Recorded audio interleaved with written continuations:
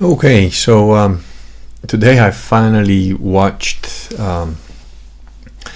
it's Bombard's body language. If you're gonna look at it on YouTube, it's called Body Language Ghost. That's the name of the channel, and she's awesome. That lady is really good. She explains stuff really well while she's looking at a video of people that are just lying and whatever they're doing. And I finally looked at the one of Prince Andrew's interview, and oh my god, it's like, these people are just on a different weird level. And you could tell that his whole tactic for that interview was basically like, well, I'm a prince and I'll just feign ignorance and that'll do. Of course I'm a very honorable prince, everybody knows that, that'll work. It's just like, I mean, one of the BBC, one of the mainstream media people later, as a reaction, was like, he didn't seem very intelligent. And the guy that they were asking this to was like an ex-servant of the Queen or something, and he was like, yeah, he's not the brightest pencil in the box, sort of thing. It's just like. But the amazing thing is that when they asked him, like, do you regret this, being friends with Jeffrey Epstein, and his answer was like, well, no, because I got to meet some really I learned and I got to meet some very interesting people of massive importance. So, pedophile, raping hundreds, maybe thousands of little girls, learning shit. Yeah, what else would you expect the royal to do? Yeah, rape the little girls so I can learn shit. And that's assuming that you believe his bullshit. I don't. My personal belief is he definitely was involved. He definitely did have sex with that girl. That's my opinion, and I'm entitled to it. And it goes back to lizard people. You can see the lizard people because they work on a different, they're not like human beings. Like, no normal human male would actually say, well, yes, I was friends with a massive pedophile who trafficked young girls and raped little girls and laughed about it, but I learned some really cool things. Who the fuck says that? What kind of a retarded, evil, soulless piece of shit do you need to be? And that's what I mean. But the thing is, these guys operate on those levels. That's how they think. And I know, because I've been around some of these people just long enough to know that, if I had to spend any longer in their company, I'd be just like the thumbnail that I used for this video. That's right. It's a very good movie, and I think emblematic of what we need to do. By fire be cleansed, because these creatures, these child abusing, molesting sons of bitches, they're not people. They're, as far as I'm concerned, they're not human beings. They're hollow snakes filled bags of demon skin. I don't consider these characters human. Anyone that rapes a little kid, kills little kids, eats their face, whatever the fuck Hillary gets up to, they need to be burnt at the stake. And I'm not kidding. I actually, if you make me emperor tomorrow, that would be the first law I pass. Where we've got decent, solid proof that, you're a pedophile, that you've killed a kid, that you've raped a kid. Burn you at the stake. Burn you at the stake. And I'd be quite happy to light those fires myself, and I would sleep at night. Wouldn't bother me at all. So, you really need to, I believe that any normal man feels the same way. If you don't feel that way, you're either not normal, not a man, and that's no real excuse, because I think any normal woman should feel the same. Now, I do believe that a normal woman might not necessarily want to be the one lighting the fire. I understand that, and I think that's appropriate. But her view of it should be, I don't want to be the one lighting the fire, but my husband definitely should. That is a proper attitude if you're a woman, I think. And in extremis, if the husband is not around and you're the only one with a torch, well, just buckle up, lady, and get it done. Because that is what needs to happen to these people. And they are, an elite class. They are in the so-called elite class. They are the ruling class. And they need to be destroyed. They need to come down. So soon as that boogaloo hits, I don't care who gets them. I don't care how they get them, as long as they get them. People like Jeffrey Epstein deserve to die. And not by being strangled in a fucking jail. They need to be burnt at the stake. And they need to be burnt at the stake in a public fashion so that everybody knows why they're being burnt at the stake. And it's there. It happens. That's what should happen to these people. I absolutely believe that. No doubt about it. So, but yeah, I suggest if you're not, if you haven't watched it before, go and watch Body Language Ghost. She's awesome. She's funny as well. I like her videos. She's very good. She explains things that I know instinctively. I can see the same. In fact, there's a little I can't remember exactly what it is, but there's a moment in the interview that Prince Andrew does that I saw something that is like, oh, that's what that means. And it's not one of the things that she picked up. I don't know necessarily how I know these things. It's micro cues that I just pick up unconsciously, so I'm not always aware of exactly how I know it. But I see the same thing she sees, but she explains it really well. I just know it. I just have a sense of it. I can feel it. She actually verbalizes in a way that allows other people to follow, and even people like myself who see the same stuff, allows them to verbalize what they're kind of seeing. So yeah, if you haven't watched it, I suggest you do. It's very interesting. There was something else I wanted to talk about. I can't remember what it is right now, so this might be a real short video. Oh, that's what it was. Liars. That was this topic, really, anyway. Got another, sounds like a boomer, definitely an idiot, with the usual excuse of like, well, who can interpret canon law? Anybody can interpret canon law if you can read English, or Latin. The original is in Latin, the translation in English is very good. There is no interpretation of canon law required. It's not some like fancy, federal rules of regulation. It's very simple, it's very logical, makes sense, and there's no interpretation required. Canon 188 Part 4 is very simple. If you publicly defect from the Catholic faith, which being a heretic and promoting heresy is, you lose your office. It's really simple, boomers. No, we don't care what you think. You are wrong. Your opinion is wrong. Your opinion doesn't count. And no, mine is not an opinion. Mine is an observation of fact. It's an observation of reality.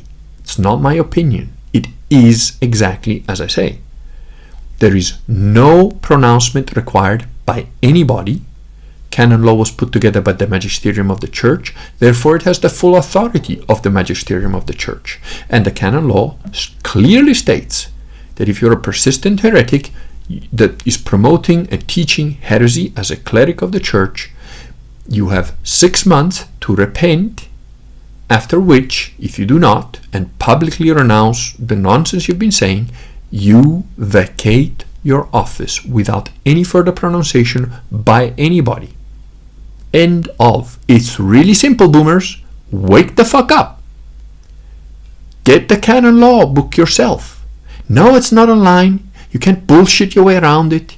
It's exactly as I say. It's not an opinion. Mine is not an opinion. It's a fact. Yours is like most things that come out of your face or your ass. Bullshit and just your opinion, which matters zero to God, the world, myself, and anybody sensible. So let's be clear about that.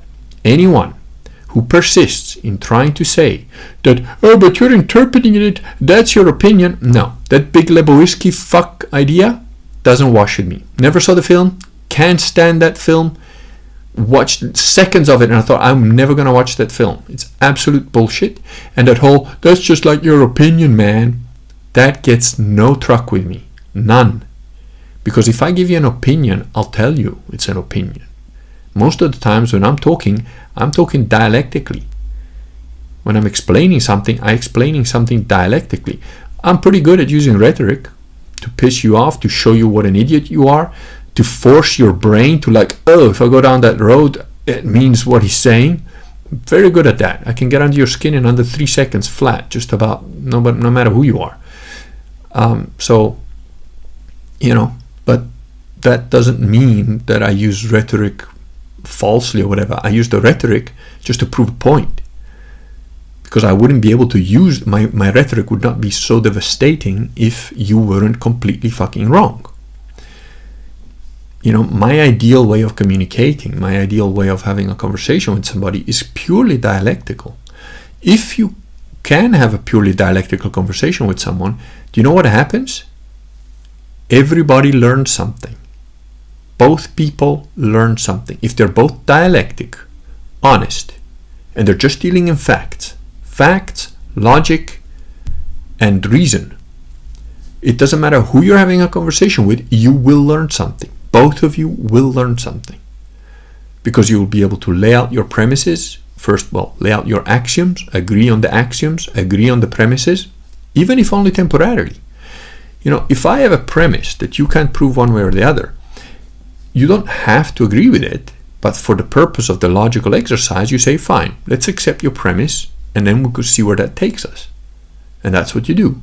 And then you can always go back and say, right, now we accept my premise, and let's see where that takes us. But a premise has to be based in fact, or at least on what you suppose is your best guess, if it's something that you're not 100% sure of. You know, for example, you could say, well, if there are aliens, why have they never contacted us? Well, your premise there is that we've never been contacted. Is that a valid premise? There's a lot of evidence that suggests otherwise. So you would have to maybe refine your theory. And your theory is, okay, fine, maybe they have contacted us, but not in an overt, globally well-known way. They didn't land like in V, the TV series that was in the 80s. They didn't just show up and say, here we are, we're the aliens. Okay, that's a fair point. They haven't done that. So is the only reason that they haven't done that because aliens don't exist? No, you can't say that's a valid premise. In fact, there is more evidence and more reasonable suppositions to make that if there are aliens, that is the last thing they would do, especially to this planet and the people on this planet. Very good reasons why they wouldn't want to do that, regardless of whether they're hostile or friendly. There are far more reasons to not do that than to do it, if you think about it.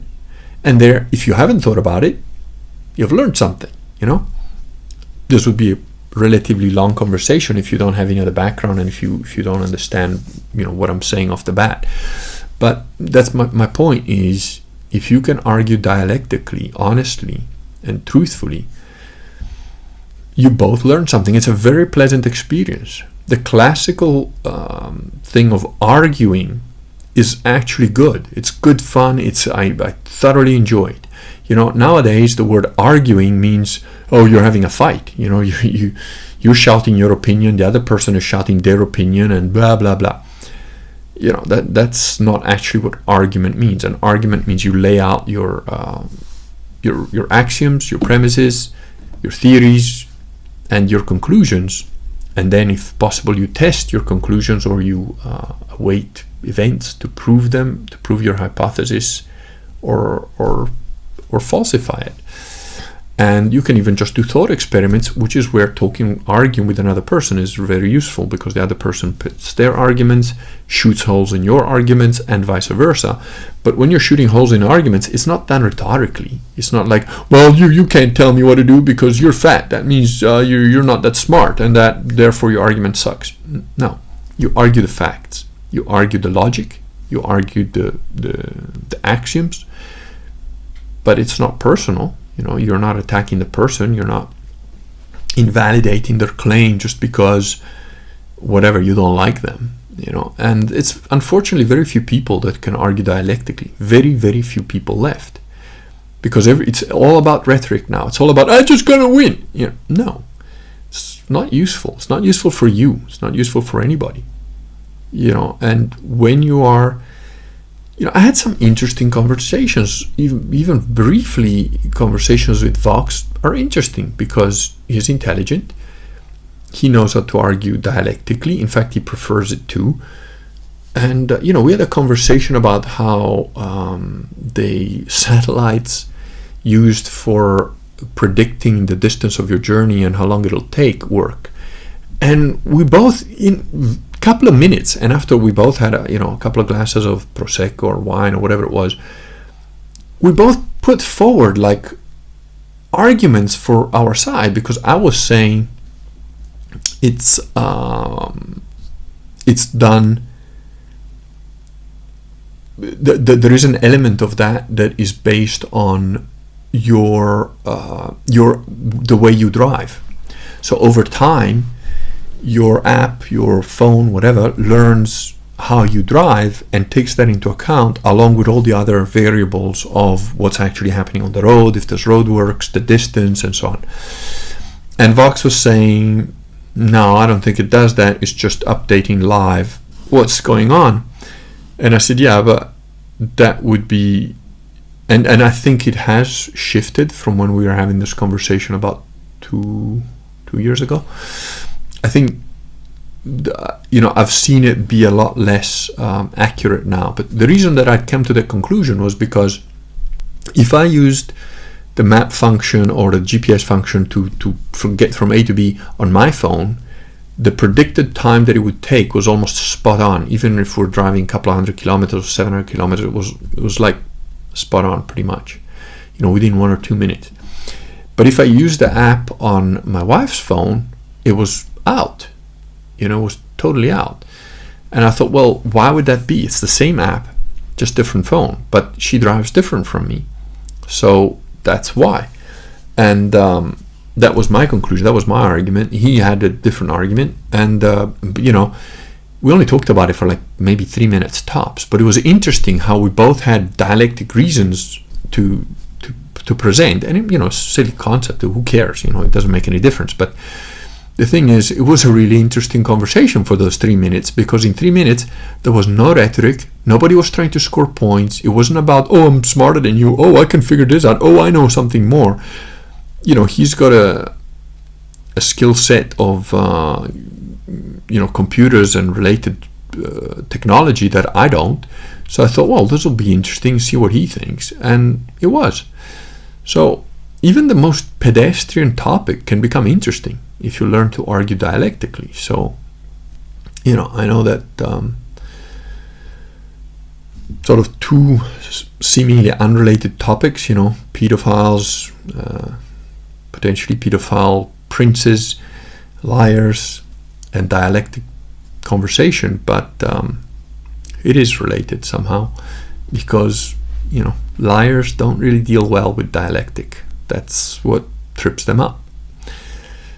All right, that was it. I'll keep it brief for tonight, and I don't know if I'm gonna get a couple of videos in this weekend or not, but I'll give it a shot. If there is a particular topic you want me to cover, just leave me a comment.